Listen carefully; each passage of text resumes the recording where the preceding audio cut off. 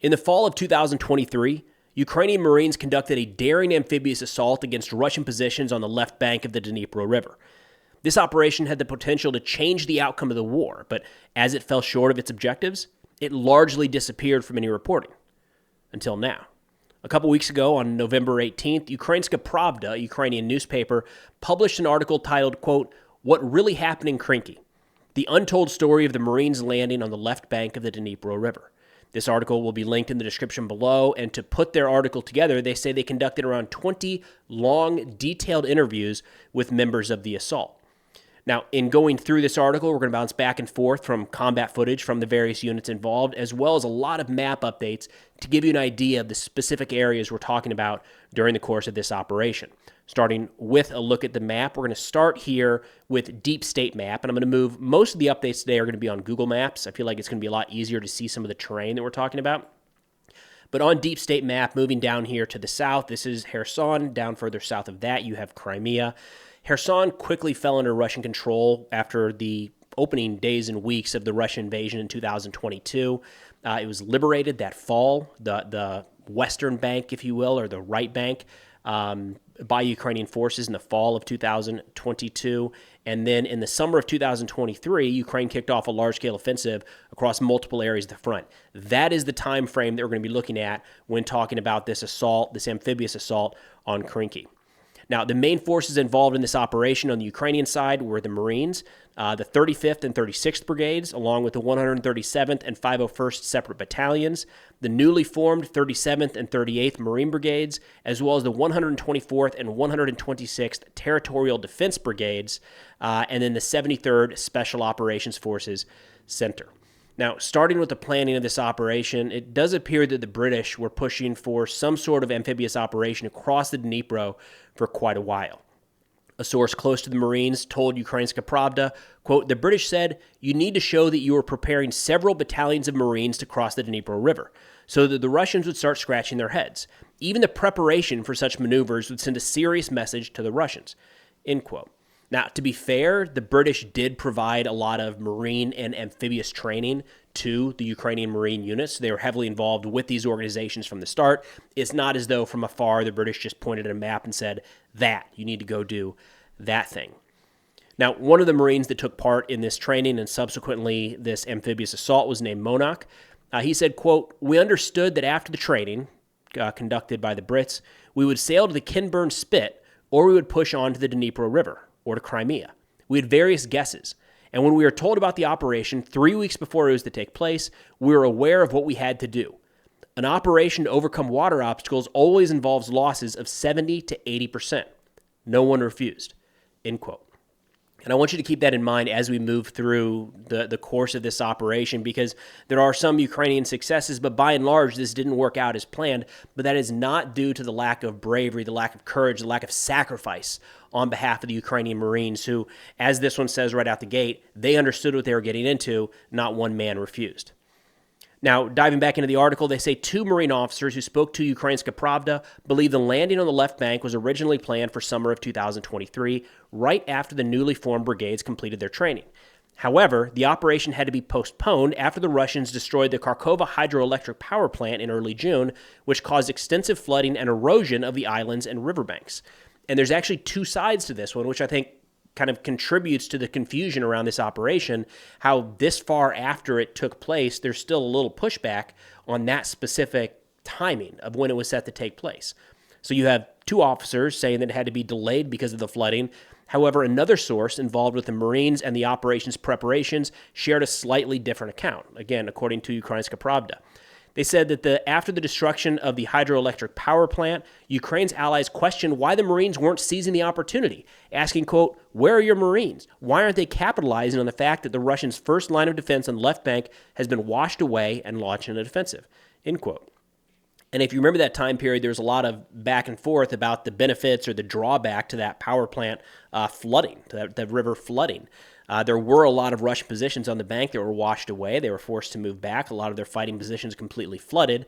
But that also made crossing in certain areas much more challenging for the Ukrainians. So it wasn't entirely clear-cut, still isn't. And it's notable that even today, there's pushback on was that a benefit or was that a drawback to Ukrainian forces. Now, in looking at why this amphibious assault was set to take place, back into the article here, they say two well-informed sources, one from the 36th Brigade Command and another from the Parliament's Defense Committee, say that the main objective of the operation was to push towards Crimea, reaching all the way to the Perekop Isthmus. Now, I'm going to zoom in on the map here to give you an idea of what we're looking at. So again, starting with Kherson, moving all the way across this mainland here, and we get down into the Perekop Isthmus. It's one of the more narrow, it's one of the only, it's the only land crossing into Crimea. Well defended. Actually, when we use Google Maps, we can see some of the Russian defensive positions that have been dug there. If you're talking about trying to defend Crimea from any sort of land attack, clearly that's an area you're going to have defended. But right out the gate, they were talking about the possibility that they might even push that far. They say a more practical and straightforward objective was that the second task for the operation, to widen the front in Kherson and draw Russian forces away from Zaporozhye and Donetsk fronts. And this makes a lot more sense, both looking back and today. And the idea essentially is that by forcing Russia to react to a new front being opened up and the risk of maybe these ground forces moving on to Crimea, it would, at best, pull Russian reinforcements away from other areas of the front. At worst, at least tie down some of the Russian forces there near Kherson. And I think looking back, that is probably the more likely objective, or the more attainable objective is probably a good way to put it. Hey, did you know that ChatGPT won't create an image of Russia bombing Ukraine? Seems like a bit of an oversight, right? Now, this is an advertisement for Venice AI, who's linked in the description below. This is an uncensored AI platform, but in this context, I think it really matters. And the reason for that is people around the world are using AI to document and share current events in a way that is probably going to shape how we view our history in the not-too-distant future. So if there's guardrails on there that prevent something like showing Russia bombing Ukraine, something that's happened on the ground for years on end now, that's a bit of a problem. Now, let me show you what I'm talking about, and we'll do this in real time. So I'm going over here to ChatGPT, create an image, and we'll say, create an image of Russia bombing Ukraine. And it doesn't take long for them to say, I cannot create or support the creation of violent or harmful content, including images that depict conflict, harm, or violence. Of course, they say, don't worry, I'm here to help. I'm jumping over to Venice AI. Again, link in the description below if interested. Generate images. And we're going to do the same exact text from the other prompt. And just like that, we've got a picture of Russia bombing Ukraine. Now, the AI-generated art is always kind of interesting to see, but at least there's not guardrails here, and Venice isn't saying they can't produce anything like that. So in addition to being uncensored, unlike some other platforms, Venice AI also doesn't store any of your personal data that can be sold off to various third parties like advertisers or even governments. Additionally, Venice AI is just like ChatGPT, but faster, more efficient, and has a variety of models to choose from. So to try Venice AI for yourself, check out the link in the description and be sure to use code Preston for 20% off annual plans. So then turning to the actual execution of the operation, it sounds like the combat order to carry out a landing on the left bank was given to the Marines in early October last year, with just a few days to a week before the operation was set to take place. They say their command allocated 3 to 4 days for the 3 Marine brigades to capture a wide 30-kilometer stretch of dry land from the Dnipro railway bridge to Krinky and advance towards the M14 road. This would require pushing another 5 to 7 kilometers into occupied territory. It's a significant ask, especially in a very short period of time. And this is one where I think it's helpful to look at Google Earth to kind of give you an idea of the terrain they're moving across when they cross the actual Dnipro River. One of the Marine officers said, quote, the order seemed insane to everyone at the time. Initially, 3 brigades, the 35th, 36th, and 38th, were to be deployed with the 37th in reserve. We were tasked with capturing and securing several settlements, crossing all of the trenches and fortifications, and we were to do this on foot, without any heavy equipment, using units already exhausted from fighting in Donbass. Perhaps the plan could have been realistic if we had 3 to 4 times as many people. And we're going to see a little bit of this throughout. There's been a lot of pushback on this operation, to include people today saying, was it worth it at all in trying to carry something out like this? And we did see a lot of criticism from the soldiers that took part in the operation. So the operation itself began to take place between 10 and 16 October 2023. Each brigade had its own designated route along the 30-kilometer stretch that needed to be secured. The 36th Brigade advanced along the Dnipro railway bridge. The 38th headed towards the solar farm, which is right in this area here. And then the 35th Brigade focused on Krinky in this area here. According to the article, they say in the early days, thanks to the element of surprise and the fact that the Russian forces were relatively weak, things went smoothly. The 36th crossed the Dnipro railway bridge and captured the village of Poima, which is actually a pretty good ways inland, and we're going to come back to that specific sector of the front here in a minute. The 38th captured part of the solar farm, while the 35th began advancing towards Krinky. And if you remember when this was taking place, this was in a lot of speculations coming out of, oh my gosh, the Ukrainians might actually be conducting significant amphibious operations and turning the Russian front. It was those opening days where the Russians were really caught off guard. The article continues saying, however, almost immediately the operation's biggest flaw, its planning, began to work against the Marines. The 36th Brigade was the first to suffer. Its assault units, which had been advancing successfully along the railway bridge, quickly found themselves without the means to resupply ammunition, food, and most critically, without any cover. And here's a direct quote from a source in the command of the 36th Brigade. He said, the railway bridge is just 3.5 kilometers of embankment between marshland, leading directly to the settlement of Poima. On both sides, there's nothing but swamp. We knew it was a one-way street with nowhere to hide. We asked for at least basic logistics change to be set up, 10 to 15 observation posts, so we could stockpile ammunition, food, water, medical supplies, and have an evacuation route between them. But there was no logistics support at all. We warned that it would be a massacre, but we were told to keep pushing towards Poima. We sent another battalion in there, but around the 19th of October, the Russians hit us with Iskander missiles near the railway bridge. First 2 or 3 Iskanders hit us, then they finished the job with airstrikes and tank fire. We lost 90 men, either dead or wounded, which marked the first significant loss for the Marines during the course of this operation. And this is a time I think it's beneficial to go back to the map here to show this railway bridge. On the bright side, the 36th was able to cross the bridge across water. They didn't need boats to get there, but it's not hard to see from an overhead view how long the Marines had to go across relatively open terrain.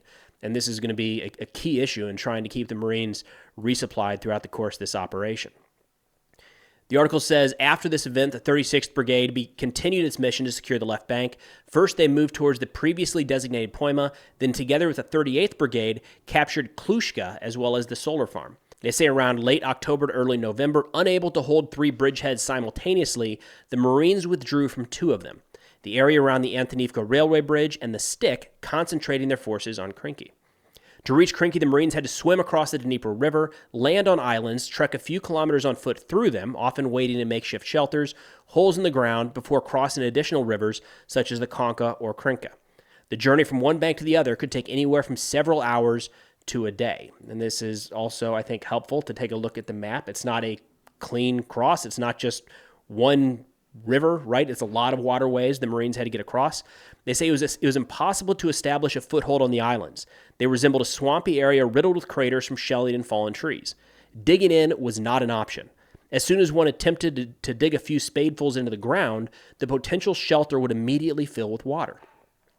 Hans from the 35th Brigade said to Pravda, quote, "We had boats at first, but we started losing them quickly. Initially, they could carry 8 to 10 people, but we used boats that could take 3 people after all those were destroyed. For example, it took 3 boats to get me out when I was injured." Then most Pravda sources in the article here said that winter 2023-2024 was the time when the situation on the left bank started to really deteriorate.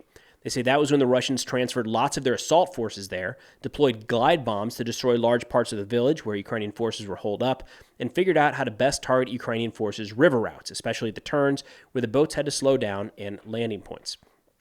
Something worth looking back to the map here is when you're talking about moving across marshland, you might be able to get individual soldiers across if needed. You certainly don't want to try to move a large formation across that area. Again, relatively open terrain, susceptible to any sort of Russian bombardment, and probably even long-range fires, like direct fires, like Dishka's in Krinky probably could have ranged some of the Ukrainians in that marshland and the boats trying to bring them supplies. But if you're talking about ammunition resupplies, food and water needing to be brought over to the soldiers on the left bank, the Marines on the left bank, you have to do that via boat. You can't do that over this marshland. And if you look at some of the areas through the marsh, these hairpin turns, there's only a few options for the boats to move through. And as Ukraine continued to use those same landing spots for months on end, because there weren't any others, those entrance routes became easily known to the Russians, and they were targeting them with everything they had. One Marine officer said, quote, "From late winter to early spring, things took a really dark turn. The boats could no longer reach the left bank. Entry points where the Konka merges with the Dnipro were being fired at by the Russians. Boats were shot at on approach, or a boat would manage to get to the left bank, pick people up, and then get destroyed as it tried to exit." He continued, "At some point, no boat could get through, and everyone realized that we would no longer be able to get our people out of there. We dropped vests from drones to the last of our troops who remained there, and they had to swim back." In winter of 2024, Ukrainian forces started to gradually withdraw from the left bank, while the Russians were bringing in reserves. By May, the situation was a disaster. The last of the Marines from the 35th Brigade withdrew from the left bank in July of 2024. Now, while there were both Ukrainian and Russian flag raisings in the town of Krinky, it's most likely that during the course of this 9-month operation, the village of Krinky never came under full Ukrainian control.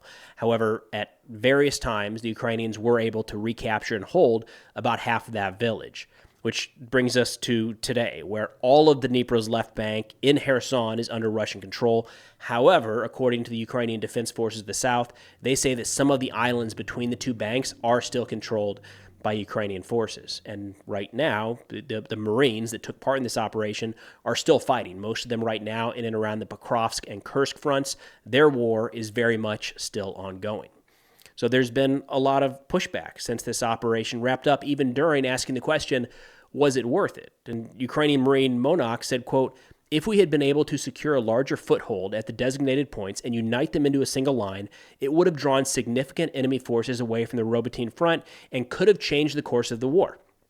I agree. I think it's entirely possible that if Ukraine was able to gain that foothold and push multiple assets across the bridge, maybe even find a way to bring heavy equipment over, that's a very different fight. If Russia thought that they were at risk of losing Crimea from that direction, it changes the situation at the front. Now, the pessimistic take here is that Ukrainian Pravda found out that the Marines had lost around 700 personnel, both dead and injured, during the course of this operation. But of course, as is the case in all operations in this war, that data is actually classified, so it's really hard to dial in exact losses. Now, while it doesn't appear, from what we can tell at this point and looking back at the history of the conflict, that this operation necessarily pulled Russian forces from elsewhere on the front, they at the very least did tie down a handful of Russian assets that couldn't then be deployed to the main axis of attack in Zaporozhye or Donetsk. That does count for something. It did have some impact. It's just probably not the full desired effect that they were hoping for. Now, a few personal thoughts here. First off, start to finish, throughout this article, it does sound like the Ukrainian Marines were the bravest of the brave, and they fought through conditions day in and day out that I can hardly even imagine. So any failure here to accomplish objectives wasn't for the lack of effort, valor, or sacrifice. I want to make sure we're clear on that front. Unfortunately, it looks like this was a gamble that didn't really play out as hoped. And that's war. That happens in war. History books over time tend to focus more and more on the major successes as well as the catastrophic failures, with everything in between kind of falling through the cracks. And I kind of get the feeling that the Krinky landings back during the 2023 summer Ukrainian offensive is one of those things that is already starting to fall between the cracks. Now, it does look like the planning here may not have been adequate to pull off something quite this complex. I think we have to remember the challenges that the Ukrainian military was facing when they were forming new units with new leaders and new equipment, and then tasked with assaulting arguably the most well-defended front line in Europe since World War II. That's hard enough across an open field, and anyone who studied war knows that even the smallest of amphibious operations are exponentially more challenging.